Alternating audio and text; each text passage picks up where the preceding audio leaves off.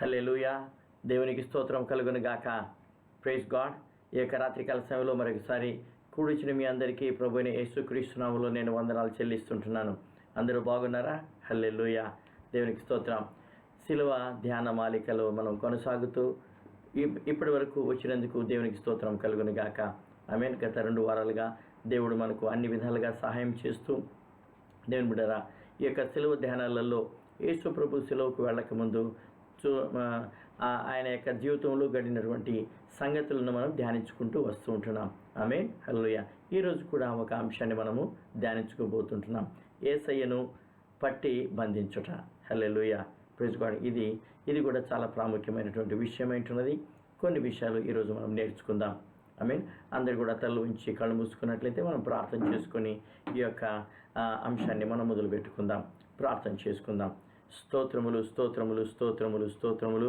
పరిశుద్ధుడు పరిశుద్ధుడని ప్రధానులతోనూ పెద్దలతోనూ దూతలతోనూ అనునిత్యము ఎల్లప్పుడూ కొనియాడబడుచుండను గొప్ప దేవా, ఈ రాత్రికాల సమయంలో మమ్మల్ని అందరినీ కూడా మీ పాద సన్నిధిని చేర్చినందుకు నీకు లెక్కలేని వందనములు చెల్లించుకొనుచుంటున్నాం. ఈ రాత్రికాల సమయంలో లార్డ్, నీ కృపను మా మీద మెండుగా కుమ్మరించండి.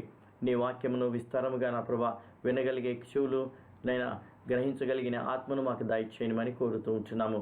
మీ దాసుని మీ సిలువ చాటున మరుగుపరుచుకొని లోతైన విషయాలు మాతో మాట్లాడి బలపరచండి, స్థిరపరచండి మా తండ్రి. ఆత్మీయ జీవితాన్ని కట్టుకుంటూ నీ యొక్క రాకడ కొరకై నీ కొరకు వధువు సంగముగా ఎదురు చూసే భాగ్యాన్ని మా అందరికీ మీరు దయచేయండి. ఈ స్ట్రీమింగ్ ఆది నుండి అంతవరకు నీ ఆధిపత్యంలో నీ మహిమార్థమే జరిపించుకుందరని, నీ మహిమార్థమే జరిపించుకొని ప్రతి విషయంలో ఘనత మహిమ నీకే ఆరోపిస్తూ యేసుక్రీస్తు నామములో ప్రార్థించి వేడుకొనుచున్నాను మా తండ్రి. ఆమేన్, ఆమేన్, ఆమేన్. హల్లెలూయా. దేవునికి స్తోత్రం. ఇప్పుడు ఒక పాట పాడుకొని మనం దేవుని మహిమపరుచుకుందాం. ఆమేన్. హల్లెలూయా. అందరూ కూడా పాటలు ఏకీభవించినట్లయితే దేవుని మహిమపరుద్దాం. Praise God. పాట విందాం.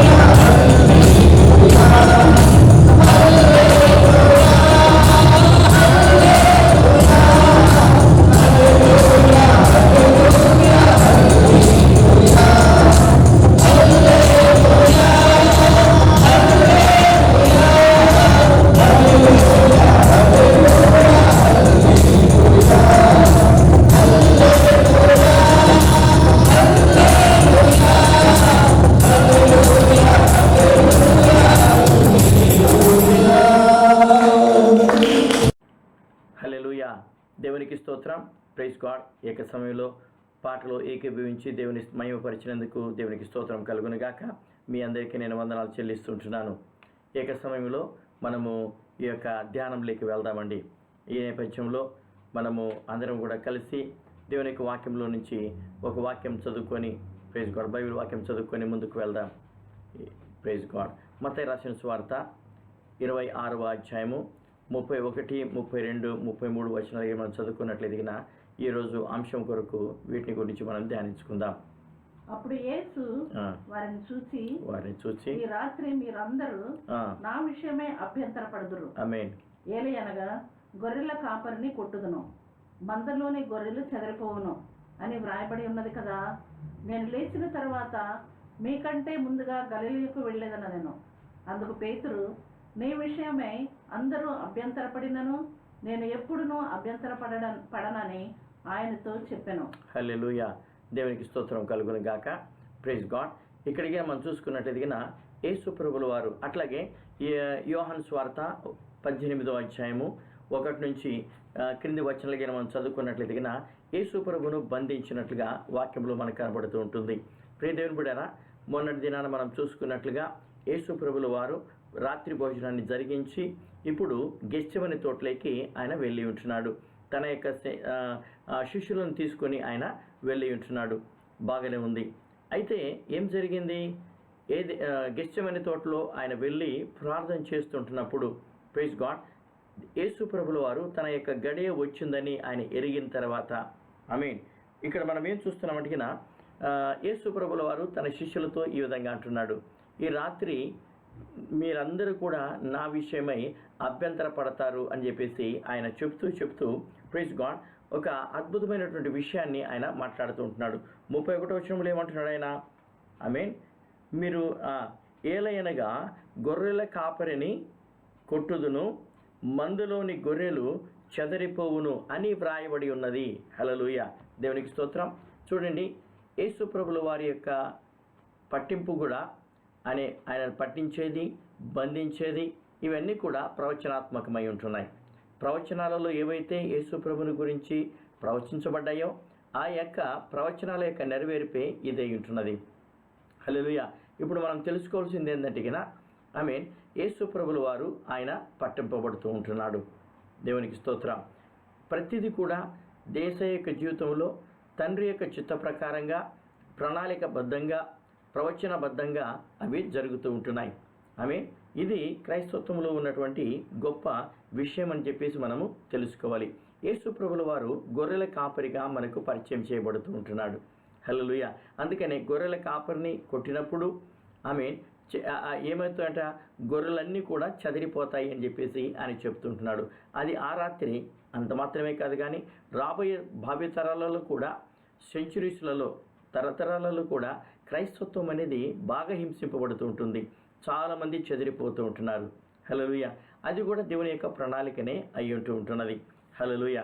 Praise God. అయితే ఇక్కడ మనకి ఒక విషయం గమనించుకున్నట్లయితే గొర్రెలు తప్పిపోతూ ఉంటున్నాయి, అభ్యంతరపడుతూ ఉంటున్నాయి. గొర్రెలు కాపరిని కొట్టినప్పుడు గొర్రెలన్నీ కూడా చెదిరిపోతూ ఉంటున్నాయి. దేవునికి స్తోత్రం. కానీ యేసు ప్రభుల వారు ఏమంటున్నాడు? యోహాను సువార్త 10వ అధ్యాయము 15వ వచనం మనం చదువుకున్నట్లయితే హల్లెలూయా, యేసు ప్రభుల వారు ఆయన ఏమంటున్నాడు చూడండి. తండ్రి నన్ను ఎలాగున ఎరుగునో నేను తండ్రిని ఎలాగూ ఎరుగుదునో అలాగే నేను నా గొర్రెలను ఎరుగుదును. గొర్రెలు నన్ను ఎరుగును, నా గొర్రెలు నన్ను ఎరుగును, గొర్రెల కొరకు నా ప్రాణం పెట్టుచు. ఆమేన్. హల్లెలూయా. దేవునికి స్తోత్రం. Praise God. దేవుని బిడ్డలారా, ఇక్కడ యేసు ప్రభుల వారు నేను గొర్రెలకు మంచి కాపరిని, లేకపోతే నా ప్రాణాన్ని పెడుతున్నాను అని చెప్పేసి ఆయన చెప్తూ ఉంటున్నాడు. ఎందుకు యేసు ప్రభుల వారు మంచి కాపరయ్యారు? ఎందుకు అన్నట్టుగా ఆయన గొర్రెలను ప్రేమించి ఉంటున్నాడు. ఎలా ప్రేమించాడు? తండ్రి తన్ను ఏ విధంగానైతే ప్రేమించాడో అట్లాగే ఆయన నెరిగిన వారిని ఆయన ప్రేమించి ఉంటున్నాడు. కనుక వారిని సంపాదించుకునేదానికి, గొర్రెల కొరకు తన ప్రాణాన్ని పెట్టేదానికి కూడా ఆయన సిద్ధపడుతూ ఉంటున్నాడు. ఆమేన్, హల్లెలూయా. అట్లాగే మనం ఇంకా కొంచెం అదే అధ్యాయంలో ఇంకా కొంచెం ముందుకు వెళ్ళేసి 27, 28 వచనాలకి మనం చదువుకున్నట్లయితే కనుక చూడండి, నా గొర్రెలు నా స్వరం వినును, నేను వాటిని ఎరుగుదును, అవి నన్ను వెంబడించును, ఆమేన్, నేను వాటికి నిత్య జీవం ఇచ్చుచున్నాను, హల్లెలూయా, కనుక అవి ఎన్నటికి నశింపవు, ఆమేన్, ఎవడును వాటిని నా చేతుల నుండి అపహరింపడు, హల్లెలూయా. Praise God. ఇంకా చదువు. వాటిని నాకు ఇచ్చిన నా తండ్రి అందరికంటే గొప్పవాడు కనుక నా తండ్రి చేతుల నుండి ఎవడును వాటిని అపహరింపలేడు. హల్లెలూయా, ప్రైజ్ గాడ్. ఈ యొక్క విషయాలు చాలా అద్భుతమైనవిగా మనకు కనబడుతూ ఉంటున్నాయి. Praise God. దేని బిడ్డారా, మీరు కొంచెం కన్ఫ్యూజ్ అవుతున్నారేమో. ఐ మీన్, యేసు ప్రభు పట్టబడే దాని గురించి ఈ గొర్రెల గురించి ఏంటి సంబంధం అని చెప్పేసి మీరు అనుకుంటారేమో. ఐ మీన్, ఇదే చెప్తున్నాను చూడండి. హల్లెలూయా. గొర్రెలకు ఇప్పుడు ఆ కాపరికి ఉన్న సంబంధాన్ని ఆయన మాట్లాడుతూ ఈ యొక్క సంబంధాన్ని తనకు, తన శిష్యులకు, లేకపోతే తన నమ్మిన వారికి ఉన్నటువంటి సంబంధాన్ని గురించి ఆయన పోల్చి ఆయన చెప్తూ ఉంటున్నాడు. I mean, praise God. దేవుని బిడ్డలారా, అనాది కాలం నుండి కూడా దేవుడు ఎలా ప్రత్యక్షమయ్యాడు అంటే గన కాపరిగా ప్రత్యక్షమవుతూ ఉంటున్నాడు. కాపరిగా తన యొక్క కార్యాన్ని నిర్వహిస్తూ ఉంటున్నాడు. కాపరిగా తన యొక్క బాధ్యతను ఆయన తన బిడ్డల పట్ల ఉన్నటువంటి బాధ్యతను ఆయన నిర్వహించినట్లుగా మనము చూస్తుంటున్నాం. ఇక్కడికి మనం చూసుకున్నట్లయితే వాటిని నాకిచ్చిన తండ్రి అందరికంటే గొప్పవాడు కనుక తండ్రి చేతుల నుండి ఎవ్వడునూ వాటిని అపహరింపలేడు. ఈ రోజున గున యేసు ప్రభు నమ్ముకొని ఆయన గొర్రెపిల్లవు గిన అయినట్లయితే గిన ఆమేన్, దేవుని బిడ్డలారా, నువ్వు ఆయన అరిచేతుల్లో ఉంటున్నావు, తర్వాత తండ్రి యొక్క అరిచేతుల్లో ఉంటున్నావు. అక్కడ నుంచి ఎవ్వరు కూడా నిన్ను అపహరింపలేడు, ఎవ్వరు కూడా నిన్ను దొంగిలించలేదు. ఒకవేళ వస్తే గిన నీ సొంతగా నువ్వు బయటికి రావాల్సిందే. కానీ ఏ శత్రువు వచ్చేసి, అపవాది వచ్చేసి ఆయన చేతుల్లో నుంచి లాక్కోలేడు, నిన్ను అపహరింపలేడు, నిన్ను దొంగిలించలేడు.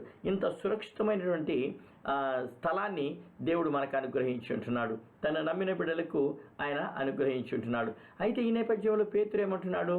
ఆమేన్, ప్రభువా, ఈ రాత్రి అందరూ అభ్యంతరపడవచ్చునేమో, కానీ నేను మాత్రం అభ్యంతరపడను. అంత మాత్రమే కాదు, కానీ పెగ్గలకు వెళ్ళేసి ఆయన ఏమంటున్నాడు?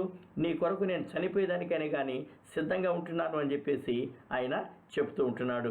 హల్లెలూయా, ప్రైజ్ గాడ్. ఇది జరుగుతుంది అని ఆయన చెప్తూ ఉంటున్నాడు. కానీ అందరికంటే ముందు ఎవరు భయపడి పారిపోతుంటున్నారు?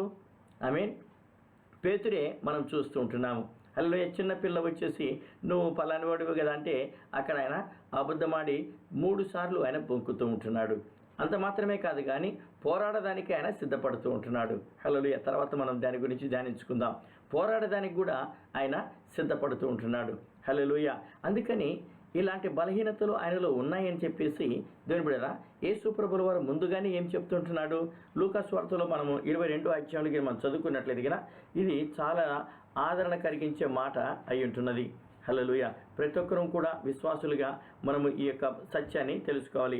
22వ అధ్యాయము 31వ వచనం మనం చదువుకున్నట్లయితే 31, 32 వచనాలు చదువుకున్నట్లయితే సీమోను సీమోను ఇదిగో సాతాను మిమ్మల్ని పట్టి గోధుమల వల్లే జల్లించుటకు హల్లెలూయా కోరుకొనెను, కానీ నీ నమ్మిక తప్పిపోకుండానట్లు నేను నీ కొరకు వేడుకుంటుని. హల్లెలూయా. నీ మనసు తిరిగిన తర్వాత నీ సహోదరులను స్థిరపరచమని చెప్పాను. హల్లెలూయా. చూడండి, ఇక్కడ అద్భుతమైన సంగతి ఏంటి అంటే కదా, యేసు ప్రభుల వారికి ముందుగానే తెలుసు పేతురు ఇలాంటి శోధనకు గురి అవుతాడని చెప్పేసి. అందుకని ఏమంటున్నాడు? సీమోను సీమోను, సైతాను మిమ్మును పట్టి గోధుమల వలె జల్లించినట్లు నన్ను వేడుకున్నాడు. అంటే ఇక్కడ ఒక సత్యం మనం నేర్చుకునేది ఏంటంటే కన్నా, నీ జీవితంలో ఏ శ్రమలు వచ్చినా కానీ దేవుని దగ్గర నుంచి పర్మిషన్ తీసుకుంటేనే సైతాన్ని నేను ముట్టగలుగుతూ ఉంటున్నాడు. మనందరూ ఎరిగిన సంగతి యోబు విషయంలో. యోబు చుట్టూ దేవుడు కంచె వేసి ఉంటున్నాడు.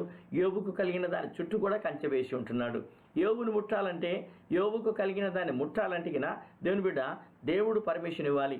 అట్లాగే ఇక్కడ పేతురును శోధించకముందు, పేతురును జల్లెడు బట్టి ఆయన జల్లించకముందు ఏం చేస్తున్నాడు? సైతానుడు వచ్చేసి యేసయ్య దగ్గర అడుగుతూ ఉంటున్నాడు, ఇదిగో ఫలాని శిష్యుని నేను ఈ విధంగా చేయబోతున్నాను, మీ శిష్యులను ఈ విధంగా చేయబోతుంటున్నాను అని ఆయన అడుగుతుంటున్నప్పుడు, నీ కొరకు నేను విజ్ఞాపన చేశాను, నీ నమ్మిక తప్పిపోకుండానట్లు నీ కొరకు నేను విజ్ఞాపన చేశాను. అబ్బా, ఎంత ఆశ్చర్యమైన సంగతో ఇక్కడ మనకు కనబడుతూ ఉంటుంది. Praise God. ఆ రోజే కాదు కానీ ఈ రోజుటి వరకు కూడా తండ్రి యొక్క కుడిపార్శ్వమున కూర్చొని నీ కొరకు నా కొరకు విజ్ఞాపన చేస్తూ ఉంటున్నాడు. హల్లెలూయా, దేవునికి స్తోత్రం. Praise God. ఇంత గొప్ప దేవుడిని మనం కలిగి ఉండటము మనకెంతో ఆశీర్వాదకరమై ఉంటున్నది. దేవునికి స్తోత్రం. ప్రైజ్. దేవుని బిడ్డలారా, ఇక్కడికి మనం చూసుకున్నట్లయితే సైతానుడు జల్లించాలనుకున్నాడు. కానీ ఆ శోధన నుంచి బయటకు వచ్చిన తర్వాత పేతురు ఏం చేయాలి? పేతురుకు దేవుడు ఒక పనిని అప్పగిస్తూ ఉంటున్నాడు. ఏంటి అని అడిగినా, నీ మనస్సు తిరిగిన తర్వాత నీ సహోదరులను స్థిరపరచమని చెప్పాను. ప్రతి ఒక్కరు కూడా శోధనల నుంచి వెళ్తూ ఉంటున్నప్పుడు దేవుడు కొన్ని పాఠాలు మనకు నేర్పిస్తూ ఉంటున్నాడు. కొన్ని అనుభవాల నుంచి మనల్ని తీసుకెళ్తూ ఉంటున్నాడు. కొన్ని క్రొత్త విషయాలు మనం నేర్చుకోబోతూ ఉంటున్నాము. కొంచెం ఆత్మీయ జీవితంలో లోతైన విషయాలు మనము వెళ్తూ ఉంటున్నాం. ఆ సమయంలో ఏం చేయాలి?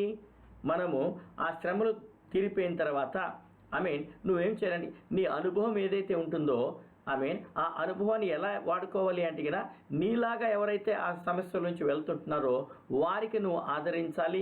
దేవుని యొక్క మాటలు చెప్పి వారిని నువ్వు బలపరచాలి. అది దేవుని యొక్క ఉద్దేశం అయి ఉంటున్నది. హల్లెలూయా. కనుక పౌలు ఏమంటాడు? ఎట్టి ఆదరణ అయితే మేము పొందుకున్నామో అదే ఆదరణతోటి మిమ్మల్ని మేము ఆదరిస్తుంటున్నాము అని అంటున్నాడు. హల్లెలూయా. ఎన్నో శ్రమలు, వేదనలు, శోధనలు ఆయన యొక్క జీవితంలో వచ్చినప్పుడు దేవుని బిడ్డలారా, ఆయన నిరాశపడకుండా, జంకకుండా, వెనుకాడకుండా, తొట్టుపడకుండా ప్రైజ్ గాడ్ స్థిరపడుతూ ఉంటున్నాడు. దేవుని చేత ఆయన ఆ ఆదరణ పొందుకుంటూ ఉంటున్నాడు. ఎందుకు అని అడిగినా, నాలాగా ఎవరైతే సమస్యలు పడుతూ ఉంటున్నారో, నాలాగా ఎవరైతే వేదనలో ఉంటున్నారో వారిని నేను బలపరచాలి, ఆదరించాలని దేవుని యొక్క ఉద్దేశమై ఉంటుంది. హల్లెలూయా, దేవునికి స్తోత్రం. కనుక మన అందరి జీవితంలో మనం ఏం నేర్చుకోవాలి అని అడిగినా, ప్రైజ్ గాడ్, యేసయ్యను పట్టించినప్పుడు దానికంటే ముందు ఏం జరిగిందంటే మీరు నా గురించి అభ్యంతరపడతారు అని చెప్పినటువంటి యేసయ్య పేతురుతో ఈ మాట అంటున్నాడు.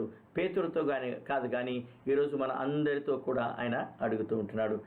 ఈరోజు నువ్వేం చేయాలంటే ఈరోజు దేవుని బిడ్డ, నువ్వు ఎలాంటి శ్రమలలో ఉంటున్నావేమో, ఎలాంటి వేదనలలో ఉంటున్నావేమో. Praise God. ఒక మాట నువ్వు జ్ఞాపకం చేసుకోండి. ఏంటి అని అడిగినా, హల్లెలూయా, సీమోను సీమోను అన్నాడు కదా, అక్కడ నీ పేరు పెట్టుకో. నీ పేరు పెట్టుకొని నువ్వు చదివినట్లయితే సైతాను మిమ్మల్ని పట్టి జల్లించకుండా ఉండాలంటే నేను నీ కొరకు ప్రార్థన చేశానని అంటున్నాడు. హల్లెలూయా. నీ పేరు పెట్టి చదువుకున్నట్లయితే నీకు ఎంతో గొప్ప ఆదరణ కలుగుతూ ఉంటుంది. హల్లెలూయా, దేవునికి స్తోత్రం. ఇప్పుడు యోహాను సువార్త 10వ అధ్యాయము 18వ వచనం చదువుకున్నట్లయితే 10వ అధ్యాయం 18వ వచనం. ఎవడును నా ప్రాణం తీసుకొనడు, ఆమేన్. నా అంతట నేనే దాన్ని పెట్టుచున్నాను. హల్లెలూయా. దాన్ని పెట్టుటకు నాకు అధికారం కలదు. ఆమేన్. దాన్ని తిరిగి తీసుకొనుటకును నాకు అధికారం కలదు. ఆమేన్. నా తండ్రి వలన ఈ ఆజ్ఞ పొందితి అనెను. ఆమేన్. హల్లెలూయా, దేవునికి స్తోత్రం. Praise God. దేవుని బిడ్డలారా, ఇక్కడికి మనం చదువుకున్నట్లయితే యేసు ప్రభుల వారు ఏమంటున్నారు ఇక్కడ?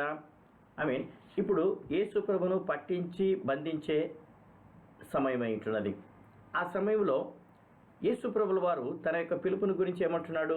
ఎవడనూ నా ప్రాణమును తీసుకొనడు, నా ప్రాణము నా అంతట నేనే దానిని పెట్టుచున్నాను, దానిని పెట్టుటకు నాకు అధికారం కలదు, దానిని తిరిగి తీసుకున్నట్టుకు నాకు అధికారం కలదు, నా తండ్రి వలన ఈ ఆజ్ఞ పొందితిని. హల్లెలూయా, ప్రైజ్ గాడ్. ఇక్కడికి మనం చూసుకున్నట్లయితే పేతురు బొంకిన, యూదా ఇస్కరియోతును ఆయన అమ్మివేసిన, ప్రైజ్ గాడ్, శిష్యులందరూ ఆయనను వదిలిపెట్టిపోయిన, యాజకులు, ప్రధాన యాజకులు, పరిసయ్యులు వీళ్ళందరూ కూడా యేసును పట్టించి బంధించిన, రోమిలకు అప్పగించిన, రోమిలు యేసు ప్రభువును సిలువ వేసిన, వీళ్ళందరూ కూడా కలిసి ఏం చేస్తూ ఉంటున్నారు అంటే ప్రవచనాన్ని నెరవేరుస్తూ ఉంటున్నారు. హల్లెలూయా. ఎందుకు అని అడిగినా, యేసు ప్రభుల వారు ప్రాణం ఇచ్చేదానికి ఆయన వచ్చి ఉంటున్నాడు. ప్రాణాన్ని కాపాడుకునేదానికి కాదు, అనేకులకు క్రయధనముగా తన యొక్క ప్రాణాన్ని పానార్పణముగా పోసేదానికి, తన యొక్క రక్తాన్ని కార్చేదానికి, విలువ పెట్టేదానికి ఆయన వచ్చి ఉంటున్నాడు. కనుక తన యొక్క సమయం ఆసన్నమైనప్పుడు ఆయన ఏం చేస్తుంటున్నాడు? ప్రవచనాలను ఆయన నెరవేరుస్తూ ఉంటున్నాడు. దేవునికి స్తోత్రం. ఆయన నా అంతటా నేనే ఈ నా ప్రాణాన్ని పెడుతున్నాను అని చెప్పేసి ఆయన చెప్తూ ఉంటున్నాడు. ఇప్పుడు కొన్ని వచనాలు మనం చదువుకుందాం. దేవుడు యూదులకు ఇచ్చినటువంటి ధర్మశాస్త్రం ఏమంటుంది అని ఆలోచన చేసినట్లయితే నిర్గమకాండము 23వ అధ్యాయము 2వ వచనం మనం చదువుకున్నట్లయితే చూడండి దేవుని యొక్క వాక్యం ఏముంటుంది. హల్లెలూయా. నిర్గమకాండము 23వ అధ్యాయము 2వ వచనము. ఆమేన్. హల్లెలూయా. దుష్కార్యము జరిగించుటకై సమూహమును వెంబడించవద్దు. న్యాయమును త్రిప్పివేయుటకు సమూహముతో చేరి వ్యాజ్యములో సాక్ష్యము పలకకూడదు. హల్లెలూయా. వ్యాజ్యమాడువాడు బేదవాడైనను వాని ఎడల పక్షపాతముగా ఉండకూడదు. శత్రువుని ఎద్దైనను గాడిదైనను తప్పిపోచుండగా అది నీకు కనపడిన ఎడల అగత్యముగా దానిని తోలుకొని వచ్చి వానికి అప్పగింపవలెను. సరే ప్రైజ్ గాడ్. ఇక్కడికి మనం చూసుకున్నట్టయితే దేవుని బిడ్డలారా, దేవుని యొక్క వాక్యం ఏముంటుంది అంటే అన్యాయంగా ఏదైనా చేసేదానికి లేకపోతే తప్పుడు నిర్ణయం చేసేదానికి గుంపుతో నువ్వు వెళ్ళకూడదు అని వాక్యం సెలవిస్తుంటుంది. ఇప్పుడు యాజకులు ఏం చేస్తుంటున్నారు? ధర్మశాస్త్రాన్ని మీరుతూ ఉంటున్నారు, ధర్మశాస్త్రాన్ని ఉల్లంఘిస్తూ ఉంటున్నారు. ధర్మశాస్త్రాన్ని బోధించే ఈ యాజకులు, ధర్మశాస్త్రాన్ని పాటించే ఈ లేవీయులు, పరిసయ్యులు, దేవుని బిడ్డలారా, వీళ్ళందరూ ఏం చేస్తున్నారు? ఇప్పుడు యేసయ్యను ఏ విధంగానైనా పట్టి బంధించాలి అని చెప్పేసి వాళ్ళ యొక్క ప్రణాళిక అంతా కూడా నెరవేరాలని చెప్పేసి ఏం చేస్తుంటున్నారు? ధర్మశాస్త్రాన్ని వాళ్ళు ఉల్లంఘిస్తూ ఉంటున్నారు. హల్లెలూయా. Praise God. ఇంకొక వచనం మనం చదువుకుందాం. అదేవిధంగా ద్వితీయోపదేశ కాండము 16వ అధ్యాయము 19వ వచనంలో మనం చదువుకున్నట్లయితే చూడండి దేవుని యొక్క వాక్యం ఏముంటుంది. హల్లెలూయా. ద్వితీయోపదేశ కాండము 16వ అధ్యాయం 19వ వచనం. నీవు న్యాయం తీర్పు తీర్చకూడదు, పక్షపాతము చేయకూడదు, లంచము పుచ్చుకొనకూడదు. హల్లెలూయా. ఆమేన్. Praise God. తర్వాత నీతిమంతుల మాటలకు అపార్థము పుట్టించును. ఆమేన్. Praise God.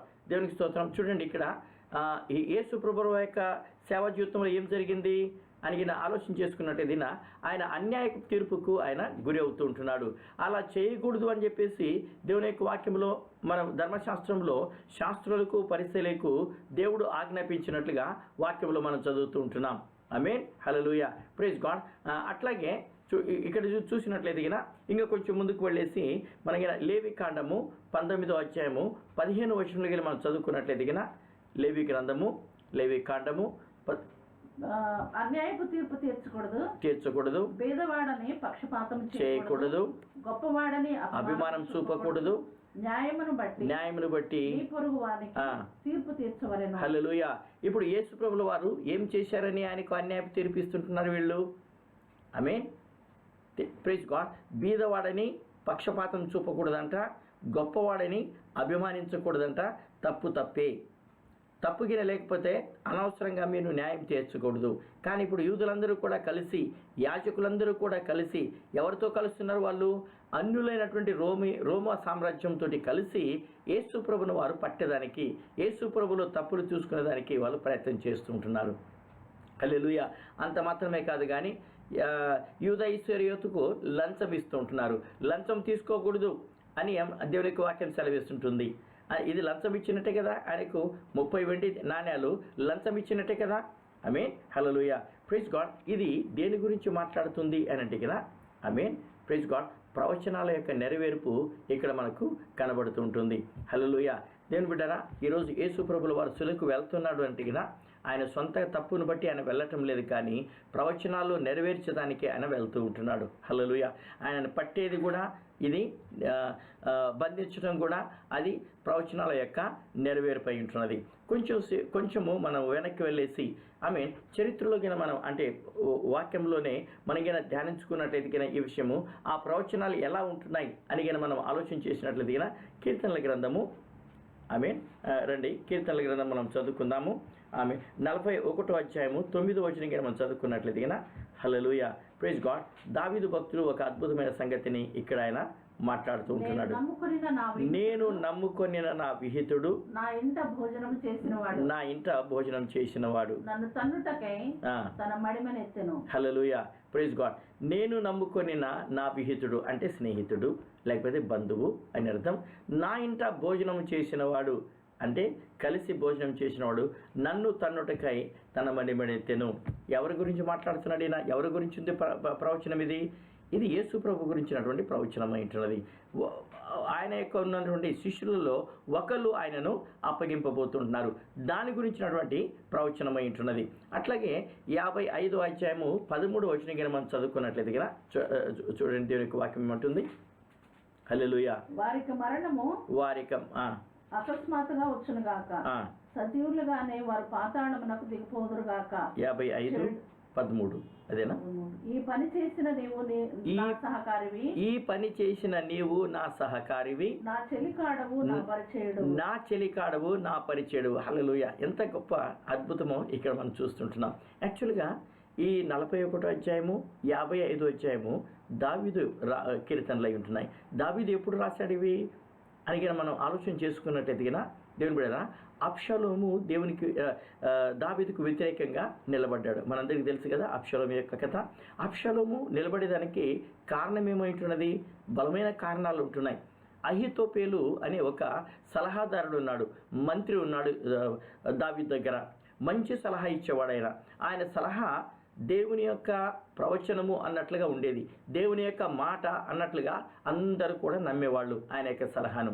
కానీ కాలక్రమేణా ఏం జరిగింది అని అంటే ఎప్పుడైతే ఈ యొక్క అబ్షాలోము దావీదుకు వ్యతిరేకంగా నిలబడ్డాడో దావీదును మోసం చేసేసి దావీదు దగ్గర నుంచి పారిపోయి ఎవరి దగ్గర చేరుతున్నాడు? అహీతోపేలు ఆ యొక్క అబ్షాలోము దగ్గర చేరుతూ ఉంటున్నాడు. Praise God. ఎప్పుడైతే అబ్షాలోము దగ్గరికి అహీతోపేలు వచ్చాడో దేవుని యొక్క వాక్యం ఏముంటుందంటే వారి యొక్క ఆలోచనలు స్థిరపరచబడ్డాయి. దావీదు కూడా భయపడ్డాడు. అమ్మో, ఇంత గొప్ప సలహా ఇచ్చేవాడు నన్ను మోసం చేసి, నన్ను తలదన్నేసి, నాకు మోసం చేసి వాడు నా కుమారుడు పక్షంగా చేరి ఉంటున్నాడే, వాళ్ళు ఏమైనా తలపెట్టినా కానీ ఇంకా ఏది కూడా ఆగలేదు, ఎవరు కూడా ఆపలేరని దావీదు కూడా భయపడ్డాడంట. హల్లెలూయా. ఈ విషయాలకి నాకు కావాలనుకున్నట్లయితే 2 సమూయేలు గ్రంథము 15వ అధ్యాయము 12వ వచనము అట్లాగే అని చదువుతుంటున్నాం. సరే, అహీతోపేలు ఏం జరిగింది? ఆపోజిట్ పక్షంలో చేరిపోయాడు. చివరకు యుద్ధము ఓడిపోయింది. అబ్షాలోము చంపబడ్డాడు. కానీ అహీతోపేలు జీవితంలో చదువుతుంది ఆ వాక్యం చదువు. హల్లెలూయా. 2 సమూయేలు గ్రంథము 15వ అధ్యాయము 12వ వచనం. హల్లెలూయా, ప్రైజ్ గాడ్. మరియు బలి అర్పింపవలనని ఉండి అబ్షాలోము గిలోనీయుడైన అహీతోపేలు అను దావీదు యొక్క మంత్రిని గీలో అను అతని ఊరి నుండి పిలిపించి ఉండెను. అబ్షాలోము దగ్గరకు వచ్చిన జనము మరీ ఎక్కువటి చేత కుట్ర బహుబలమాయను. ఆమేన్. హల్లెలూయా, దేవునికి స్తోత్రం. Praise God. దేవుని యొక్క వాక్యం ఏముంటుందంటే కుట్ర బలమైందంట. తక్కిన కింది వచనాలకి మనం చదువుకుంటూ పోయినట్లయితే ఇప్పుడు మనకు టైం లేదు, మీరు వీలున్నప్పుడు చదవండి. Praise God. ఇప్పుడు తర్వాత వచనాలకి చదువుకున్నట్లయితే కుట్ర బలమైంది. హల్లెలూయా, ప్రైజ్ గాడ్. దావీదు కూడా భయమైందంట. అదే 17వ అధ్యాయంలోకి మనం సరే, ఈ విధంగా తర్వాత మనం ఏం చూస్తున్నాము? ఆ యొక్క యుద్ధంలో వాళ్ళందరూ కూడా ఓడిపోతూ ఉంటున్నారు. అంతే మాత్రమే కాదు కానీ అబ్షాలోము చనిపోతూ ఉంటున్నాడు. అబ్షాలోము చనిపోయిన తర్వాత ఈయనకేం జరిగింది? 17వ అధ్యాయము 23వ వచనం మనం చదువుకున్నట్లయితే అహీతోపేలు తాను చెప్పిన ఆలోచన జరగకపోవడం చూసి గాడిదకు గంత కట్టి ఎక్కి తన ఊరునున్న తన ఇంటికి పోయి తన ఇల్లు చక్కబెట్టుకొని పోసుకొని చనిపోయాను. ఆమేన్. Hallelujah, praise God. ఇక్కడ ఏం జరిగింది? తన ఆలోచన నెరవేరలేదు కనుక ఇంటికి వెళ్ళిపోయాడు పరిగెత్తుకుంటూ.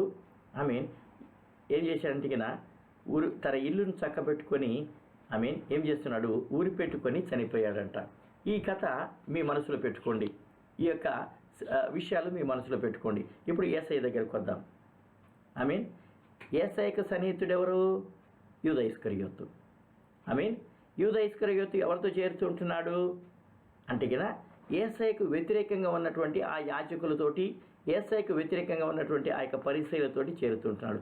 ఏ విధంగానైతే దావీదుతో తిరుగుతూ సలహాదారుడుగా ఉన్నటువంటి ఈ యొక్క అహీతోపేలు అబ్షాలోముతో అంటే ఆపోజిట్గా ఉన్న వారితో చేరి ఉంటున్నాడో, అట్లాగే యేసయ్య యొక్క జీవితంలో ఏం జరిగింది? తనకు సన్నిహితుడిగా ఉంటూ తనతో తిరుగుతూ లేస్తున్నటువంటి ఈ ఇస్కరియోతు యోధ ఎక్కడికి వెళ్ళాడు? ఇప్పుడు యాజకుల దగ్గరికి వెళ్ళాడు, ప్రధాన యాజకుల దగ్గరికి వెళ్ళాడు, పరిసయ్యుల దగ్గరికి వెళ్ళాడు.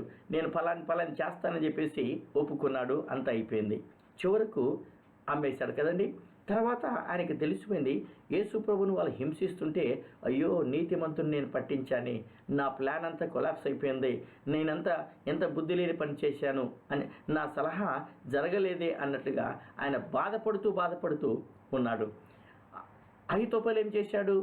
ఆ బాధను తట్టుకోలేక ఓడిపోయారని, నా సలహా జరగలేదని, నెరవేరలేదని ఏం చేస్తున్నాడు? తట్టుకోలేక ఊరేసుకొని చనిపోతూ ఉంటున్నాడు. యూదా ఇస్కరియోతు ఏం చేశాడు? అయ్యో నీతిమంతుని నేను అప్పగించానే అని బాధకు తట్టుకోలేక ఆయన ఏం చేస్తున్నాడు?